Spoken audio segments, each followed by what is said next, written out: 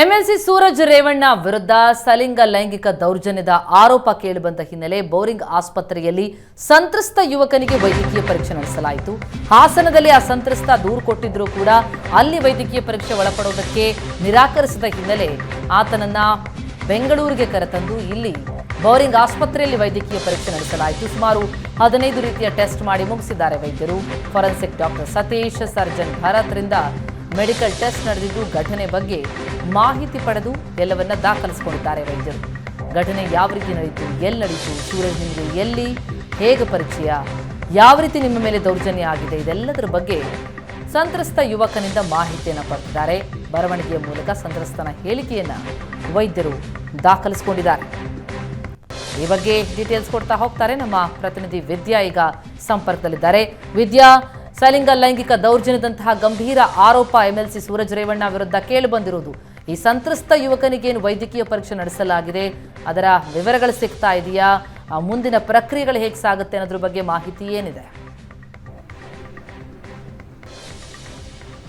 ವಿಧಾನ ಪರಿಷತ್ ಸದಸ್ಯರಾಗಿರುವಂತಹ ಪ್ರಜ್ವಲ್ ರೇವಣ್ಣ ಅವರ ತಮ್ಮ ಅಣ್ಣನಾಗಿರುವಂತಹ ಸೂರಜ್ ರೇವಣ್ಣ ಅವರ ವಿರುದ್ಧ ಈ ರೀತಿಯಾದಂತಹ ಪ್ರಕರಣದಲ್ಲಿ ಗಂಭೀರ ಆರೋಪ ಕೇಳಿಬರ್ತಾ ಇರುವಂತದ್ದು. ಸಂತ್ರಸ್ತ ಕಂಪ್ಲೇಂಟ್ ಕೊಟ್ಟ ತಕ್ಷಣ ಅವರನ್ನ ಒಂದಷ್ಟು ವಿಚಾರಣೆಯನ್ನ ಮಾಡಿದ್ರು. ಅದಾದ ನಂತರ ಸಲಿಂಗ ಕಾಮಕ್ಕೆ ಸಂಬಂಧಪಟ್ಟಂತಹ ವಿಚಾರ ಆಗಿರೋದ್ರಿಂದಾಗಿ ಇದನ್ನ ಆಸ್ಪತ್ರೆಯಲ್ಲಿ ನಾವು ವೈದ್ಯಕೀಯ ಚಿಕಿತ್ಸೆಯನ್ನ ಮಾಡಿಸಬೇಕು ಅಂತ ಹೇಳಿ ಮುಂದಾದಂತಹ ಸಂದರ್ಭದಲ್ಲಿ ಹಾಸನದಲ್ಲಿ ನಾನು ವೈದ್ಯಕೀಯ ಚಿಕಿತ್ಸೆಯನ್ನ ಮಾಡಿಸ್ಕೊಳ್ಳಲ್ಲ, ನಾನು ಆ ಪರೀಕ್ಷೆಗೆ ಒಳಗಾಗಲ್ಲ ಹಾಸನದಲ್ಲಿ ಅನ್ನುವಂತಹ ಮಾತನ್ನ ಸಂತ್ರಸ್ತ ಹೇಳ್ದ. ಈ ಕಾರಣಕ್ಕಾಗಿ ಬೆಂಗಳೂರಿನ ಬೋರಿಂಗ್ ಆಸ್ಪತ್ರೆಗೆ ಸಂತ್ರಸ್ತನನ್ನ ಕರೆದುಕೊಂಡು ಬಂದಿದ್ರು. ನಿನ್ನೆ ತಡರಾತ್ರಿ 1 ಗಂಟೆಗೆ ಆಸ್ಪತ್ರೆಗೆ ಕರ್ಕೊಂಡು ಬಂದು ನಾರ್ಮಲ್ ಚೆಕಪ್, ಅಂದ್ರೆ ಯಾವಾಗ್ಲೂ ಆರೋಪಿಯನ್ನ ಕರೆದುಕೊಂಡು ಬಂದಂತ ಸಂದರ್ಭದಲ್ಲಿ ಇರಬಹುದು ಅಥವಾ ಯಾರನ್ನಾದ್ರೂ ಆಸ್ಪತ್ರೆಗೆ ಪೊಲೀಸರು ಕರೆದುಕೊಂಡು ಬಂದಂತ ಸಂದರ್ಭದಲ್ಲಿ ಅವರಿಗೆ normal checkup, BP, sugar, ECG checkup ಅನ್ನ ಮಾಡ್ತಾರೆ. ಮತ್ತೆ ಅವರ ವೆಯ್ಟ್ ಎಷ್ಟಿದೆ ಅನ್ನುವಂಥದ್ದನ್ನ ಕೂಡ ಚೆಕ್ ಮಾಡ್ತಾರೆ. ಆ ರೀತಿಯಾದಂತಹ ಚೆಕಪ್ ಅನ್ನ ನಿನ್ನೆ ರಾತ್ರಿ ತಡರಾತ್ರಿ ಮಾಡಿದ್ರು. ಆದ್ರೆ ಬೆಳಗ್ಗೆ ಪೊಲೀಸರು ಒಂದಷ್ಟು ವೈದ್ಯಕೀಯ ಪರೀಕ್ಷೆಯನ್ನ ಮಾಡೋದಿಕ್ಕೆ ವೈದ್ಯರಿಗೆ ಮನವಿಯನ್ನ ಮಾಡಿದ್ರು. ಈ ಕಾರಣಕ್ಕಾಗಿ ಪೊಲೀಸರ ಮನವಿಯ ಮೇರೆಗೆ ಇವತ್ತು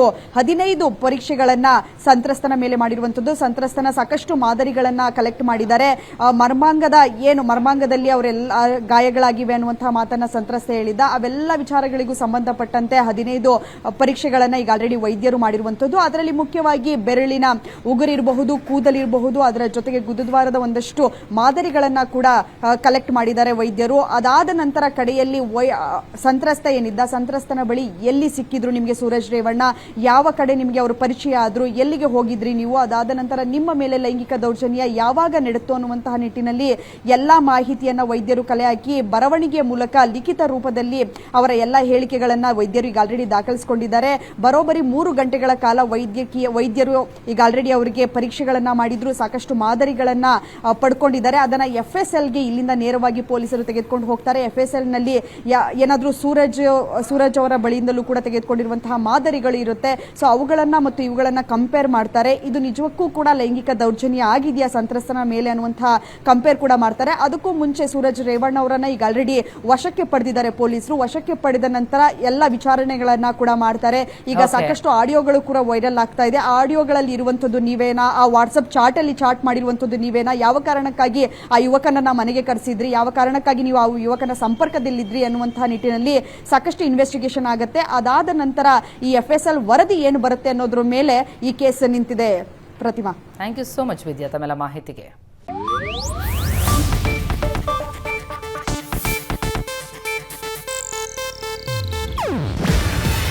ಇದು ಏಷ್ಯಾನೆಟ್ ನ್ಯೂಸ್ ನೆಟ್ವರ್ಕ್ ಪ್ರಸ್ತುತಿ.